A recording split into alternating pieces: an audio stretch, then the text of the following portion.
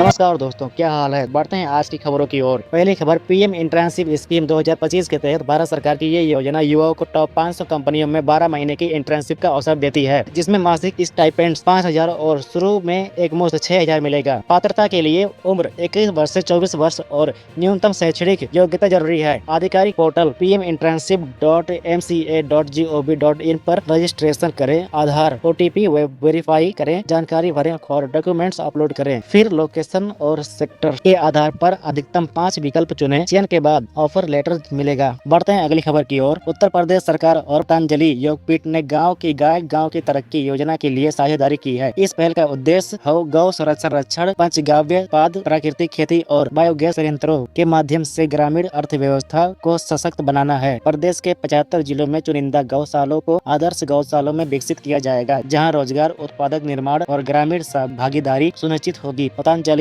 तकनीकी सहयोग, प्रशिक्षण और गुणवत्ता निरंतर में मदद करेगा, जिससे ग्रामीण उद्योग और पर्यावरण संरक्षण दोनों में बढ़ावा मिलेगा। आगे बढ़े। इंडियन रेलवे ने यात्रियों के सामान के लिए नया नियम लागू किया है, जिसके तहत अब हर स्टेशन पर बैग और बक्से का वजन और आकार जांचा जाएगा। तय सीमा से अधिक सामान होने पर जुर्माना लगेगा, जिसमें फर्स्ट क्लास के लिए 70 किलो, AC2 के लिए 50 किलो, AC3 और स्लीपर्स के लिए 40 किलो और जनरल के लिए 35 किलो शामिल है। यदि यात्रियों ने अधिक वजन या बड़ा आकार वाला सामान बुकिंग किए बिना ले जाएं, तो जुर्माना 6 गुना तक हो सकता है। ये नियम प्रयागराज जंक्शन, मिर्जापुर, कानपुर सेंट्रल, अलीगढ़ और टुंडला जैसे प्रमुख स्टेशनों पर लागू होगा। रेलवे का कहना है कि ये कदम यात्रियों की सुविधा बढ़ाने और ट्रेनों में भारी लगेज पर नियंत्रण रखने के लिए उठाया गया है। चलिए आगे बढ़ते हैं। बिहार सरकार ने ड्रैगन फ्रूट विकास योजना 2025-26 शुरू की है, जिसमें राज्य के 23 जिलों के छोटे और सीमांत किसानों को 0.1 से 2 हेक्टेयर भूमि पर ड्रैगन फ्रूट की खेती के लिए सब्सिडी दी जाएगी। योजना के तहत प्रति हेक्टेयर 5,000 पौधों की लागत लगभग 6.75 लाख रुपए है, जिसमें किसानों को लगभग 40% यानी 2.70 लाख रुपए की सब्सिडी 2 किस्त, पहली 1.262 लाख और दूसरी 1.08 लाख में दी जाएगी। चयन लॉटरी सिस्टम से होगी ताकि पारदर्शिता बनी रहे। सरकार का लक्ष्य उत्पादन बढ़ाकर किसानों की आय बढ़ाना और बिहार को ड्रैगन फ्रूट उत्पादन में अग्रणी बनाना है। आगे बढ़े। उत्तर प्रदेश पुलिस भर्ती बोर्ड ने सब इंस्पेक्टर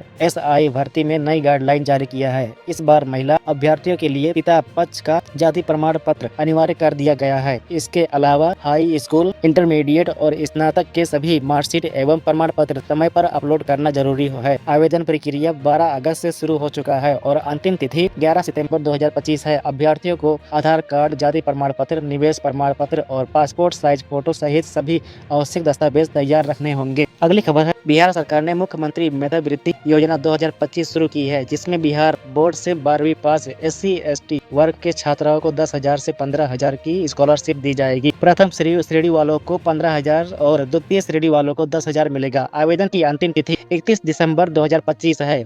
इसके लिए 10वीं 12वीं मार्कशीट, आधार, जाति प्रमाण पत्र और बैंक खाता जरूरी होगा। छात्र ऑफिशियल वेबसाइट पर जाकर अप्लाई ऑनलाइन लिंक से रजिस्ट्रेशन करें, भरें जरूरी जानकारी भरें, दस्तावेज अपलोड करें और फॉर्म सबमिट करें, जिसके बाद उन्हें प्रोत्साहन राशि का लाभ मिलेगा। अगली खबर। RPSC senior teacher recruitment 2025। Rajasthan लोक सेवा आयोग ने माध्यमिक शिक्षा विभाग में 6,500 पदों पर भर्ती निकाली है। आवेदन 19 अगस्त से 17 दिसंबर 2025 तक होंगे। ये भर्ती सब्जेक्ट में होगी, जिसमें Hindi, English, maths, science, social science, Sanskrit, Urdu, Punjabi, Sindhi और गुजराती शामिल है। आयु सीमा 18 वर्ष से 40 वर्ष है। सिंधी व गुजराती विषय के लिए 3 साल की छूट मिलेगी। आवेदन शुल्क जनरल, OBC, EWS वालों को 600 और SC/ST, MBC दिव्यांग के लिए 400 है। चयन लिखित परीक्षा, मेरिट लिस्ट और डॉक्यूमेंट वेरिफिकेशन के आधार पर होगा। आगे बढ़े। बिहार के बेगूसराय सिमरिया में बने 6 लेन गंगा पुल का उद्घाटन 22 अगस्त को प्रधानमंत्री नरेंद्र मोदी करेंगे।